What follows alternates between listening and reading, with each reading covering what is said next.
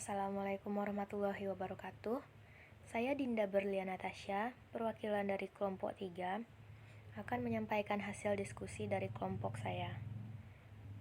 Jadi, pada kesempatan kali ini, yang ikut aktif dalam menyusun laporan dan juga PPT dari kelompok kami yaitu saya sendiri dan juga rekan-rekan saya yaitu Indah Ismi Yusiana, Panji Rahmadi, dan juga Ratna Musikasari. Jadi, di video kali ini saya akan menjelaskan tentang survei yang dilakukan oleh kelompok kami yaitu pengaruh konten vlog dalam YouTube terhadap pembentukan sikap mahasiswa D3 Statistika 2018 Universitas Negeri Padang. Di sini populasi yang kami gunakan yaitu mahasiswa D3 Statistika 2018 Universitas Negeri Padang. Selanjutnya sampelnya yaitu beberapa mahasiswa D3 Statistika kelas A dan B 2018 Universitas Negeri Padang. Selanjutnya yaitu variabel dan jenis sampling yang kelompok kami gunakan. Jadi di sini terdapat dua variabel yaitu variabel X dan Y. Karena dalam judul yang kami gunakan yaitu pengaruh. Jadi terdapat dua variabel X. Variabel X yaitu variabel bebas dan variabel Y yaitu variabel terikatnya. Untuk variabel X sendiri yaitu konten vlog dan juga variabel Y yaitu pembentukan sikap mahasiswa. Dan jenis sampling yang kami gunakan untuk melakukan survei pada kesempatan kali ini yaitu simple random sampling atau biasa dikenal dengan sampling acak sederhana. Nah, berikut ini merupakan gambaran kuesioner yang kami susun bersama. Nah, jadi yang pertama yaitu ada karakteristik respondennya. Di dalamnya terdapat nama, NIM, usia, dan juga jenis kelamin dari respondennya. Selanjutnya yaitu untuk variabel konten vlog. Di sini kami menggunakan 8 pertanyaan. Nah, yang pertama yaitu apakah Anda sering menonton vlog? Pastinya kalau tentang vlog tentu saja kita akan menggunakan pertanyaan ini. Di sini responden diminta untuk menjawab apakah sangat sering, kadang-kadang, ataupun tidak pernah.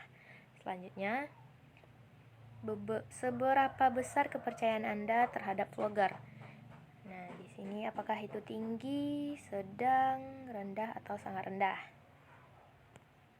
Pertanyaan berikutnya, menurut Anda seberapa ahli seorang vlogger dalam membuat vlog? Nah, pilihannya tadi sama dengan yang tadi, yaitu tinggi, sedang, rendah, ataupun sangat rendah. Yang keempat, menurut Anda apakah terdapat daya tarik seorang vlogger? Apakah ada, lumayan, sedikit, ataupun tidak ada? Selanjutnya, menurut Anda apakah Anda memiliki kesamaan dengan vlogger? Nah, pilihannya sama lagi dengan pertanyaan nomor 4, yaitu ada, lumayan, sedikit, ataupun tidak ada. Baiklah, lanjut ke pertanyaan berikutnya. Apakah isi vlog yang Anda tonton tersebut menghibur? Apakah itu sangat menghibur, lumayan menghibur, ataupun tidak menghibur?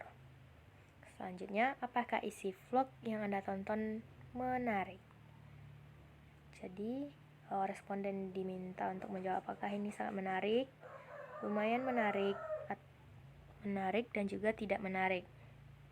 Maaf, ini ada kesalahan dalam mengetik. Selanjutnya yaitu pertanyaan terakhir, apakah isi vlog yang Anda tonton tersebut bermanfaat? Apakah sangat bermanfaat, lumayan bermanfaat, ataupun tidak bermanfaat? Selanjutnya yaitu untuk pertanyaan variabel selanjutnya yaitu variabel Y, sikap mahasiswa.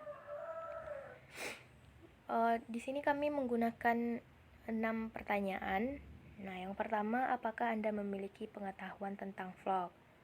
Yang kedua, setelah Anda menonton vlog, apakah Anda mendapat pengetahuan yang bermanfaat dari menonton vlog tersebut? Selanjutnya, menurut Anda, apakah setelah menonton vlog, Anda berkeinginan mencoba hal yang ada di dalam vlog tersebut? Nah, dan selanjutnya yaitu menurut Anda, apakah Anda suka dengan konten vlog dibandingkan dengan konten lainnya? Selanjutnya,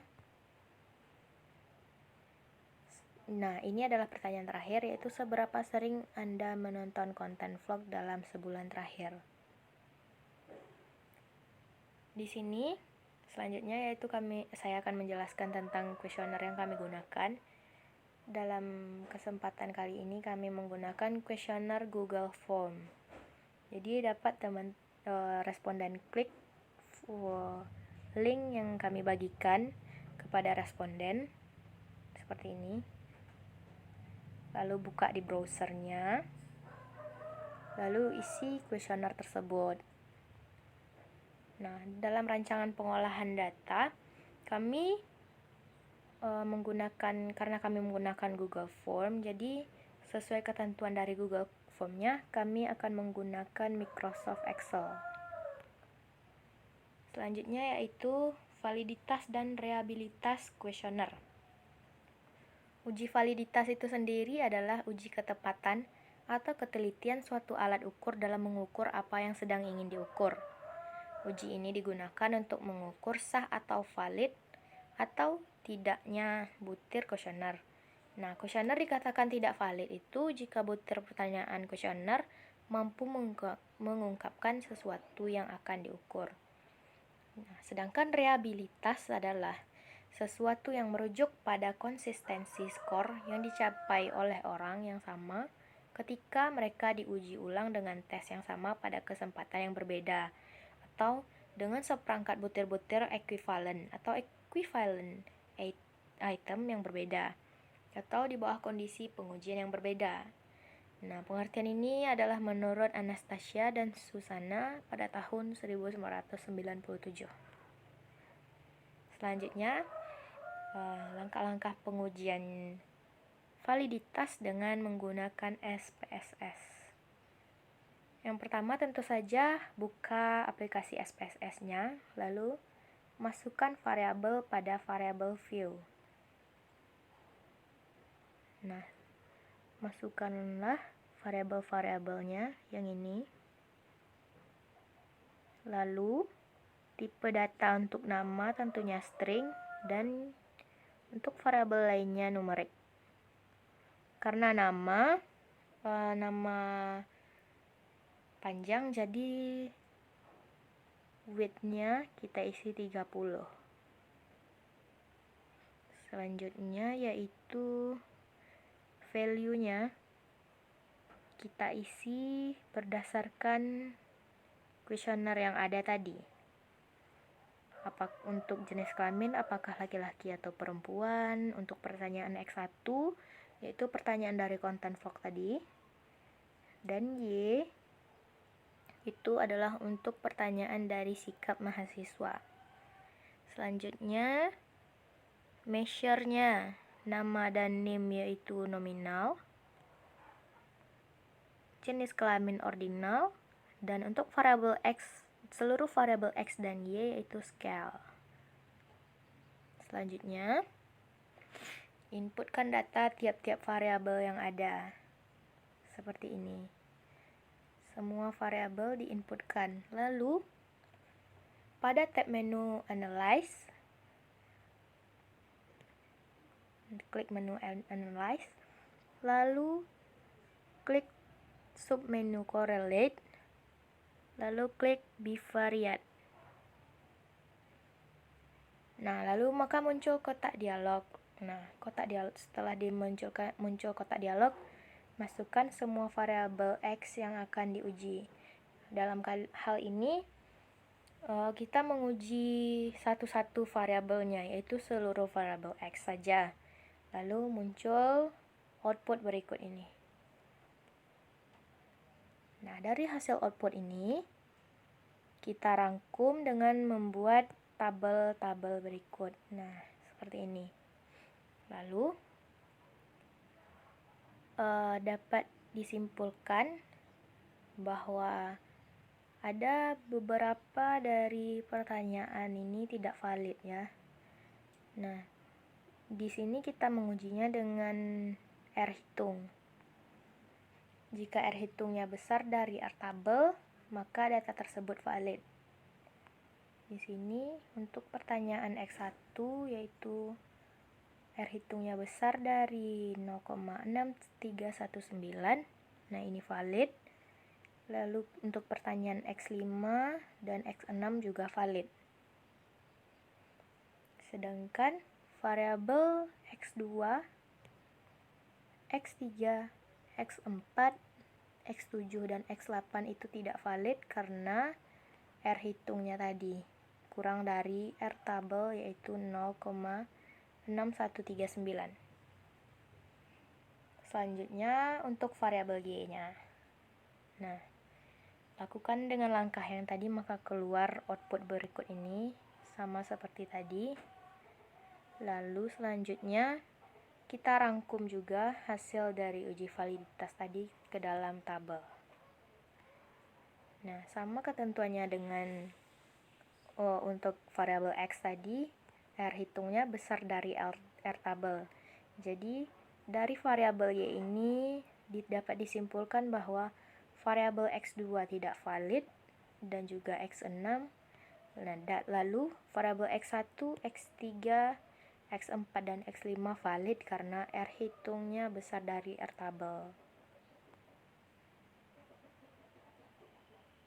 Nah, berdasarkan uji signifikannya, berdasarkan uji signifikan 0,5 artinya bahwa item-item tersebut belum valid seluruhnya. Jadi, kenapa beberapa dari item pertanyaan kami ini tidak valid atau belum semuanya valid itu terjadi karena responden yang kami lakukan untuk diuji coba yaitu ada 10 orang, artinya sedikit responden. Jadi, hal ini bisa menyebabkan tidak valid, serta kebanyakan dari responden itu mengisi jawaban yang sama. Nah, selanjutnya kita akan menguji reliabilitas dari kuesioner kami. Yang pertama, klik tab menu Analyze, lalu klik submenu Scale, lalu klik Reliability Analysis. Maka akan keluar output berikut ini. Nah, dapat disimpulkan bahwa koefisien reliabilitas dilihat dari nilai Cronbach alpha. Didapatkan nilai 0,730. Nah, ini nilai Cronbach-nya. Dan nilai alfa ini berada di antara 0,7 dan 0,9. Maka dapat disimpulkan bahwa kuesioner memiliki reliabilitas yang tinggi. Ini untuk variabel X. Nah, selanjutnya untuk variabel Y-nya didapatkan nilai Cronbach alpha-nya yaitu 0,788 dan sama seperti nilai Cronbach alpha variabel Y X tadi, nilainya berada di antara 0,7 dan 0,9. Maka dapat disimpulkan bahwa kuesioner memiliki reliabilitas yang tinggi. Baiklah, sekian yang dapat saya sampaikan dalam kesempatan kali ini. Salah dan janggal mohon dimaafkan. Wabillahi taufik wal hidayah. Wassalamualaikum warahmatullahi wabarakatuh.